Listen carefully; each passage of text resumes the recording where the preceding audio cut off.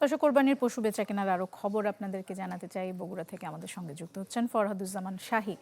শাহী, বেচা কেনার খবর তো জানাবেনই, আরেকটি বিষয় জানতে চাই, সেটি হচ্ছে স্থানীয় সরকার প্রতিমন্ত্রী বেশ আত্মবিশ্বাসের সঙ্গে বলছিলেন যে অতিরিক্ত হাসিল আদায় বা চাঁদাবাজির কোনো রকমের অভিযোগ তিনি পাননি। আপনি কেমন দেখছেন?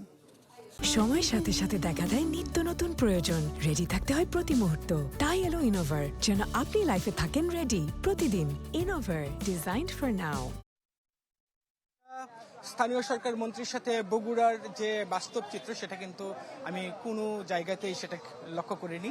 জেলা প্রশাসন বলছে যে 800 টাকার বেশি গরুতে হাসিল আদায় করার কোনো নিয়ম নাই, কিন্তু আমরা মহাস্থানের হাটে যেটা দেখেছি যে সেখানে যারা বিক্রি করছেন গরু তারাই 200 টাকা দিচ্ছেন এবং যারা গরু কিনছেন তাদেরকে কিন্তু 1200 টাকা দিতে হচ্ছে। এরকম প্রায় সবগুলো হাটেই নির্দিষ্ট যে হাসিল সরকার নির্ধারণ করেছে তার চেয়ে কিন্তু বেশি হাসিল আদায় করা হচ্ছে। আমরা আছি বগুড়া শহরের একেবারে লাগোয়া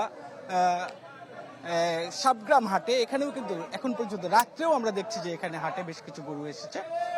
গরু বিক্রি নিয়ে মিশ্র প্রতিক্রিয়া আছে। কেউ বলছেন দাম বেশি, কেউ বলছেন দাম কম, আবার অনেকে বলছেন যে গ্রাহকরা বেশি বড় যে গরুগুলো আছে সেই গরুগুলো কিনছেন না। এই হাটেও কিন্তু হাসিল নিয়ে কথা আছে।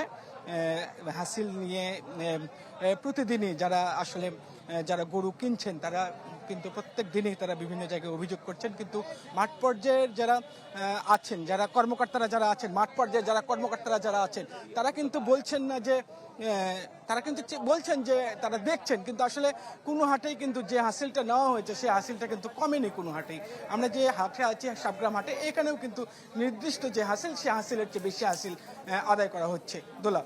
জি শাহী, অসংখ্য ধন্যবাদ আপনাকে। দর্শক, ফরহাদুজ্জামান শাহী আমাদের সঙ্গে যুক্ত হয়েছিলেন বগুড়া থেকে। আপনারা দেখছেন নিউজ এক্সপ্রেস।